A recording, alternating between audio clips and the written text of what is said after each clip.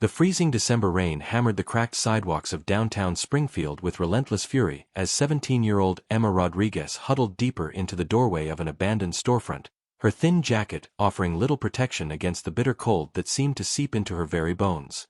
She had been living on these unforgiving streets for 8 months now, ever since aging out of the foster care system with nothing but a garbage bag full of worn clothes and the crushing realization that she was completely alone in a world that seemed determined to break her spirit. The cardboard she had carefully arranged beneath her body was already soaked through, and her stomach cramped with the familiar ache of hunger that had become her constant companion. But Emma had learned to endure suffering in silence, having discovered that complaining only made people look away faster when she asked for help. As she pulled her knees closer to her chest and tried to conserve what little body heat she had left, Emma heard a sound that cut through the monotonous drumming of the rain like a knife through her heart.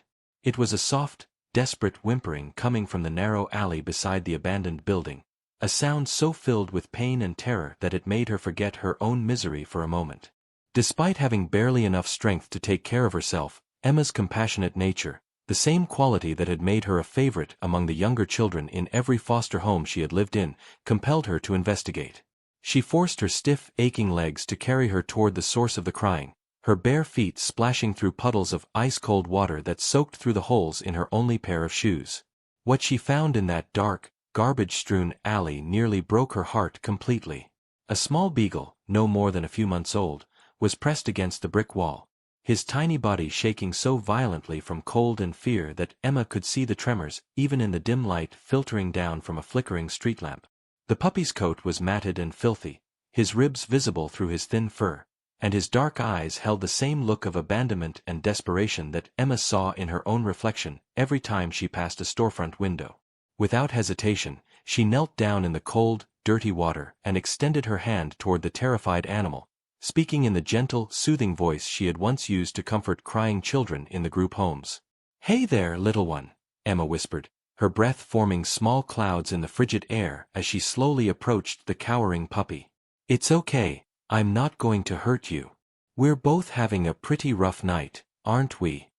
The beagle looked up at her with eyes that seemed far too wise and sorrowful for such a young creature, and after a moment of hesitation, he allowed Emma to gently scoop him up in her arms.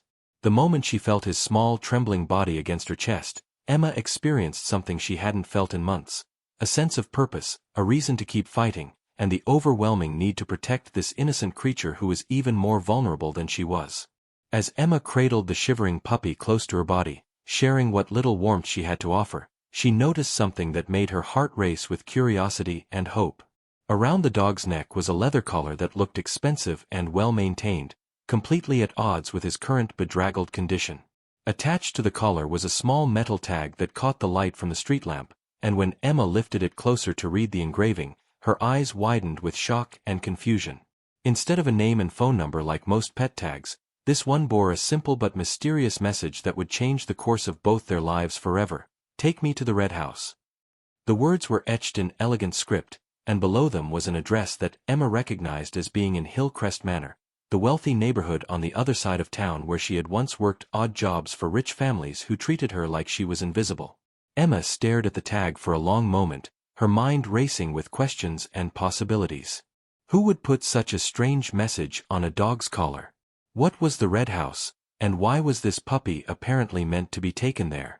Was this some kind of elaborate joke, or could it possibly be the answer to both their prayers?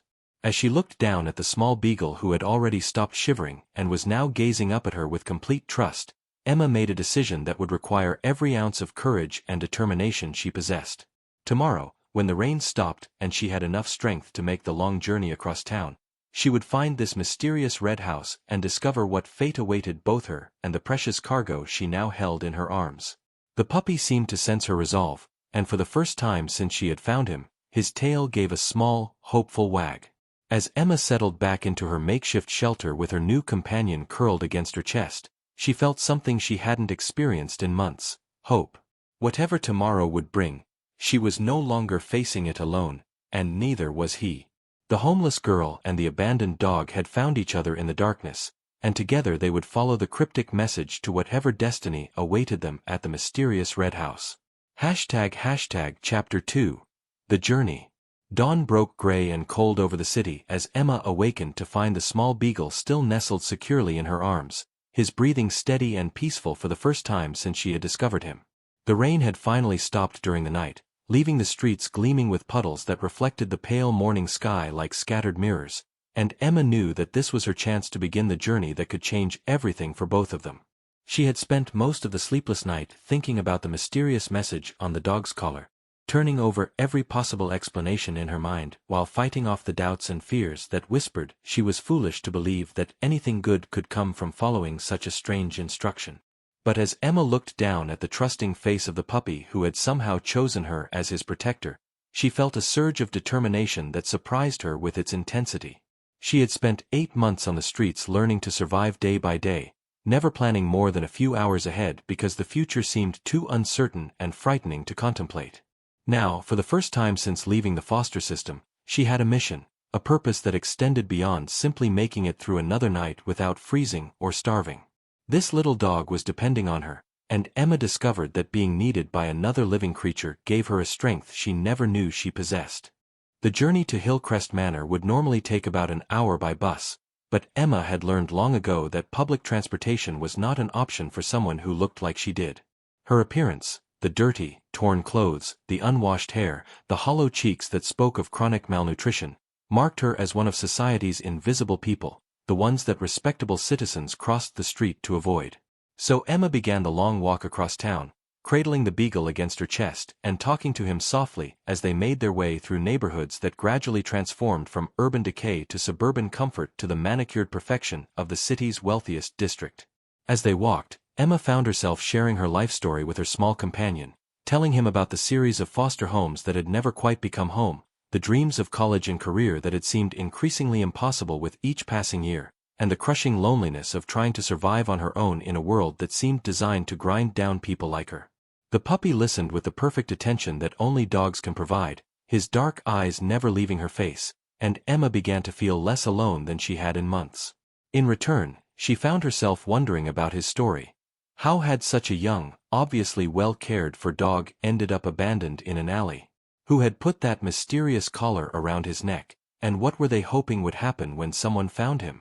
The deeper they ventured into Hillcrest Manor, the more out of place Emma felt among the perfectly landscaped lawns, expensive cars, and houses that looked like they belonged in magazines rather than real neighborhoods where real people lived. She was acutely aware of the stares she received from the few residents who were outside tending their gardens or collecting their mail, their expressions ranging from curiosity to disgust to the kind of fear that came from encountering poverty in a place where it wasn't supposed to exist. Emma kept her head down and walked faster, clutching the beagle tighter and reminding herself that she had every right to be there, that she was on a mission that might be more important than any of these wealthy strangers could imagine. When Emma finally reached the address from the dog's tag, she stopped dead in her tracks, her breath catching in her throat as she stared at the house that stood before them. It was indeed red, a beautiful, deep crimson color that made the Victorian-style mansion stand out dramatically from its more traditionally colored neighbors. The house was enormous, with wraparound porches, elegant bay windows, and gardens that looked like they required a team of professional landscapers to maintain. Everything about the property spoke of wealth, taste, and the kind of stability that Emma had never known, and for a moment she felt overwhelmed by the impossibility of what she was attempting to do. Standing at the foot of the long curved driveway that led to the red house's front door, Emma hesitated for the first time since beginning this journey. What was she supposed to do now? Walk up to the door of this mansion and explain to whoever answered that she was a homeless teenager following the instructions on a dog's collar? Would they call the police? Would they assume she was trying to scam them somehow? The beagle in her arms seemed to sense her uncertainty and gave a small whine that sounded almost encouraging, as if he was telling her that they had come too far to turn back now.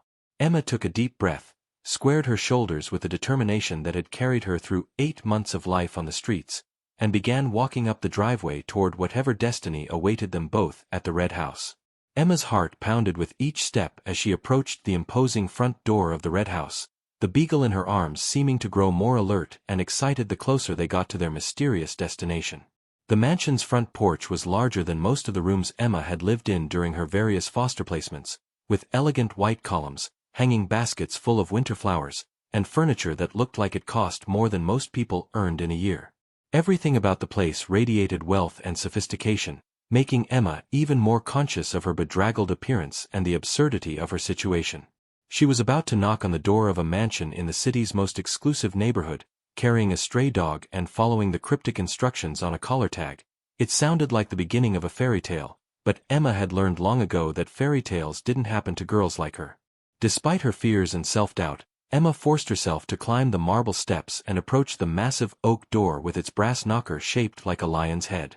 Before she could lose her nerve completely, she lifted the heavy knocker and let it fall 3 times, the sound echoing through what she imagined must be a grand foyer beyond. For a long moment, nothing happened, and Emma began to wonder if she should just turn around and walk away, taking the dog to an animal shelter and forgetting about this crazy adventure that had probably been a mistake from the beginning. But then she heard footsteps approaching from inside the house, slow and deliberate, and the sound of multiple locks being turned. The door opened to reveal a woman in her 70s, with silver hair pulled back in an elegant bun and kind blue eyes that immediately reminded Emma of her favorite foster mother from years ago. The woman was impeccably dressed in a cream-colored cardigan and pearls, but her expression showed none of the disgust or fear that Emma had come to expect from wealthy people when they encountered someone from her world. Instead, the woman's face lit up with something that looked almost like relief, and her eyes immediately focused on the small beagle in Emma's arms with an intensity that was both surprising and somehow deeply emotional. "Oh my goodness," the woman whispered, her voice trembling with an emotion that Emma couldn't quite identify. "You found him. You actually found him and brought him home." Before Emma could respond or even introduce herself, the woman stepped aside and gestured for her to enter the house. "Please, come in, come in. You must be freezing, and you both look like you've been through quite an ordeal. I'm Margaret Whitmore, and I've been waiting for someone exactly like you to bring Benny back to me." Emma stepped into the most beautiful home she had ever seen, with soaring ceilings, crystal chandeliers, and artwork that looked like it belonged in a museum.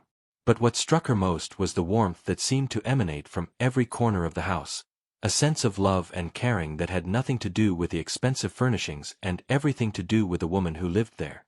As Margaret led them into a cozy sitting room dominated by a crackling fireplace, Emma finally found her voice and began to stammer out an explanation of how she had found the dog and followed the instructions on his collar. "I'm sorry, I know this must seem really strange," Emma began, her voice barely above a whisper as she remained standing near the door, afraid to sit on the beautiful furniture with her dirty clothes. "I found him in an alley downtown, and he was shaking and scared, and I saw the tag that said to bring him to the Red House. I wasn't sure what it meant, but he seemed so lost and frightened, and I thought maybe." She trailed off, suddenly feeling foolish and wondering if she had misunderstood everything about this situation. But Margaret's expression grew even warmer as Emma spoke, and she moved closer with the slow, careful movements of someone who didn't want to startle a frightened animal. Though in this case, Emma realized, she was the frightened animal that Margaret was trying not to scare away. "My dear girl," Margaret said softly, "you have done something absolutely wonderful today, something that most people wouldn't have had the courage or compassion to do. Please, sit down by the fire and let me explain everything to you. And first, let me take care of both of you. You look like you haven't had a proper meal in weeks, and little Benny here needs some food and water too." As Emma reluctantly settled into the most comfortable chair she had ever experienced, still holding the beagle who was now wagging his tail enthusiastically, Margaret began to tell a story that would explain everything about the mysterious collar tag and change Emma's understanding of what was possible in a world that had shown her so little kindness. "Benny isn't just any dog," Margaret began, her eyes growing misty with memory. "He belonged to my granddaughter Sarah, who passed away from cancer 6 months ago when she was just 16 years old. Before she died, Sarah made me promise to find a way to help other young people who were struggling the way she had struggled, and she came up with what she called the Red House Project, a way to use Benny to find someone who truly needed help and bring them to where that help could be provided." Margaret Whitmore settled into the chair across from Emma, her eyes never leaving the young girl's face as she continued to unravel the mystery that had brought them all together in this elegant room warmed by crackling logs and the promise of answers to questions Emma hadn't even known she was asking. "Sarah was my heart, my soul, my reason for living after my husband died," Margaret began, her voice soft but steady despite the obvious pain that talking about her granddaughter brought to the surface. She lived with me here in this house for the last 2 years of her life while she battled leukemia, and during that time, she became obsessed with the idea of helping other young people who were facing impossible circumstances. Sarah herself had been through the foster system before she came to live with me, so she understood what it was like to feel abandoned, unwanted, and completely alone in the world. Emma's grip tightened unconsciously around the small beagle, who seemed to sense the emotional weight of the conversation and snuggled closer to her chest. She found herself hanging on every word as Margaret continued. Sarah knew that she probably wasn't going to survive her illness, and instead of becoming bitter or angry, she became determined to find a way to make her life count for something beyond her own brief time on this earth. She researched programs for homeless youth, scholarships for foster children, and support systems for young people aging out of care, and she discovered that there were thousands of teenagers in our city alone who were living on the streets with no hope of getting the education or support they needed to build better lives for themselves. Margaret rose from her chair and walked to an ornate writing desk near the window, returning with a leather-bound journal that she handed to Emma with reverent care. This was Sarah's project notebook, she explained. She spent months developing what she called the Red House Plan, a way to identify and help young people who demonstrated the qualities she valued most: compassion, courage, and the willingness to care for others even when they had almost nothing themselves. Sarah believed that anyone who would rescue a helpless animal and go to extraordinary lengths to help that animal, even at personal cost and inconvenience, was exactly the kind of person who deserved a chance to build a better life. Emma opened the journal with trembling hands and found page after page of detailed plans written in a neat, youthful handwriting that somehow conveyed both intelligence and determination. There were lists of local colleges and their scholarship programs, detailed budgets for supporting a young person through education and job training, and most remarkably, a series of scenarios describing how test situations could be created to identify potential recipients of what Sarah had called life-changing assistance. Emma's eyes widened as she read about the plan to place rescue animals in situations where compassionate people would find them, with special collar tags directing the rescuers to the Red House where help would be waiting. Sarah passed away before she could implement her plan, Margaret continued, dabbing at her eyes with a delicate handkerchief, but she made me promise to carry it out in her memory. I've been working with local animal shelters and rescue organizations to place dogs like Benny in carefully chosen locations around the city, always with the hope that someone with the right heart and character would find them and follow the instructions to bring them here. You see, my dear, this wasn't just about rescuing Benny, this was about Benny rescuing you. The full magnitude of what Margaret was telling her began to sink in, and Emma felt tears streaming down her cheeks as she realized that her act of compassion in that cold, dark alley had actually been the key to unlocking a door she hadn't even known existed. "But I don't understand," she whispered, her voice choked with emotion. "What does this mean? What happens now?" Margaret smiled through her own tears and moved closer, gently placing her hand over Emma's free hand while being careful not to disturb the sleeping beagle. "It means, my dear girl, that Sarah's plan worked exactly as she hoped it would," Margaret said warmly. "It means that your kindness to a helpless animal in your darkest hour has earned you something that Sarah wanted every deserving young person to have, a real chance at building the life you've always dreamed of. Sarah left a substantial trust fund specifically for this purpose, and if you're willing to accept help, I can offer you a safe place to live while you finish your education, support while you apply to colleges or job training programs, and all the resources you need to transform your life from survival mode into something truly meaningful and fulfilling." Emma stared at Margaret in complete disbelief, unable to process the idea that her life could change so dramatically in the span of a single day. "But why?" she asked, her voice barely audible. "Why would someone I never met want to help me? What if I disappoint you? What if I'm not worth all this trouble and expense?" Margaret's smile grew even warmer as she recognized the self-doubt and unworthiness that Emma had learned to carry like armor against further disappointment and rejection. Sarah believed that anyone who would risk their own safety and comfort to help a creature in need was already demonstrating exactly the kind of character that deserved support and encouragement, Margaret explained patiently. She also believed that everyone deserves at least one person in their life who sees their potential and is willing to invest in their future. You've already proven your worth by choosing compassion over self-preservation, by following through on a difficult journey when you could have simply walked away, and by caring for Benny when you could barely care for yourself. Sarah would have loved you instantly. Just as I already do. 3 months later, Emma Rodriguez stood in front of the full-length mirror in what had become her bedroom in the Red House, adjusting the collar of her new white blouse and marveling at the transformation that had taken place not just in her appearance but in her entire understanding of what was possible in life. The hollow-cheeked, desperate girl who had found a shivering puppy in an alley seemed like a character from someone else's story, replaced by a healthy, confident young woman whose eyes now sparkled with hope and determination rather than fear and desperation. The room around her was more beautiful than any space she had ever called her own, with its pale yellow walls, comfortable furniture, and most importantly, the photographs on the nightstand showing her with Margaret and Benny during their adventures together over the past few months. Margaret had been true to every promise she had made during that first overwhelming day in the Red House, providing not just shelter and food but the kind of patient, unconditional support that Emma had never experienced in any of her previous living situations. With Margaret's encouragement and practical assistance, Emma had enrolled in a program to complete her high school equivalency, and she was now just weeks away from graduating with honors and beginning her first semester at the local community college where she planned to study social work. The irony wasn't lost on her that she wanted to dedicate her life to helping other young people navigate the same systems that had failed her so completely, but now she understood that her difficult experiences had given her insights and empathy that would make her especially effective in that field. The most remarkable change, however, was in Emma's relationship with Benny, who had transformed from a frightened, abandoned puppy into a confident, joyful dog who seemed to understand that he had played a vital role in changing 2 lives for the better. Benny had become Emma's constant companion and emotional support, accompanying her to classes when possible and providing the kind of unconditional love that helped heal the deep wounds left by years of rejection and abandonment.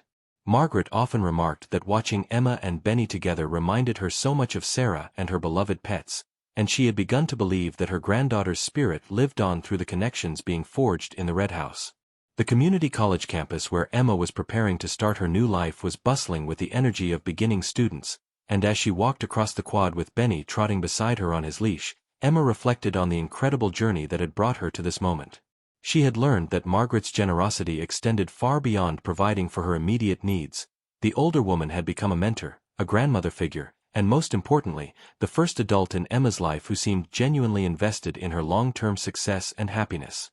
Margaret had helped Emma understand that accepting help wasn't a sign of weakness but rather an opportunity to honor Sarah's memory by making the most of the chance she had been given. But perhaps the most profound change in Emma's life was her growing understanding of her own worth and potential. For the first time since childhood, she was allowing herself to dream about the future rather than simply surviving from day to day. She envisioned completing her education, building a career helping other vulnerable young people, and eventually giving back to the community that had embraced her through Margaret's kindness. Emma had also begun working part-time at the local animal shelter, using her own experience with rescue to help other abandoned animals find their way to loving homes, and she was amazed by how much healing she found in being able to help other creatures who had been discarded by an uncaring world. The Red House had become more than just a place to live. It was a symbol of hope, transformation, and the power of human compassion to change lives in ways that seemed almost magical. Margaret had shared that she was already working to identify the next recipient of Sarah's legacy, placing carefully selected rescue animals in locations where they might be found by other deserving young people who needed a chance to prove their worth and receive life-changing support. Emma had volunteered to help with this process, understanding better than anyone how to recognize the signs of someone who had been beaten down by life, but still retained the spark of compassion that Sarah had valued so highly. As Emma sat in her first college classroom, with Benny resting quietly at her feet and her notebook open to a fresh page ready to record the beginning of her formal education, she thought about the homeless girl who had held a shaking dog in her arms on that cold, rainy night just months earlier. That girl had followed a mysterious instruction without knowing where it would lead, driven only by the desire to help a creature in need, and in doing so had discovered that the greatest rescues are often mutual. She had saved Benny, but in the process, he had saved her too. The professor began the lecture by talking about the importance of service to others and the ways that social workers could make a difference in their communities, and Emma felt a surge of excitement and purpose that she had never experienced before. She was no longer just surviving, she was learning, growing, and preparing to spend her life helping other people find their way from darkness into light, just as Sarah's compassion and Margaret's love had shown her the way to a future she had never dared to imagine. The homeless girl and the shaking dog had found each other in their darkest hour, and together they had discovered that sometimes the most extraordinary destinies begin with the simplest acts of kindness, and that love has the power to transform not just individual lives but entire communities when it's given freely and without reservation. Emma smiled as she began taking notes, knowing that somewhere in heaven, a 16-year-old girl named Sarah was watching with pride as her dream of changing the world one life at a time continued to unfold in ways more beautiful than she could have ever imagined. The Red House would continue to be a beacon of hope for other lost souls, and Emma would spend the rest of her life making sure that Sarah's legacy of compassion lived on through every person she helped, every animal she rescued, and every act of kindness that rippled outward from the moment a homeless girl chose to care for a shaking dog instead of walking away.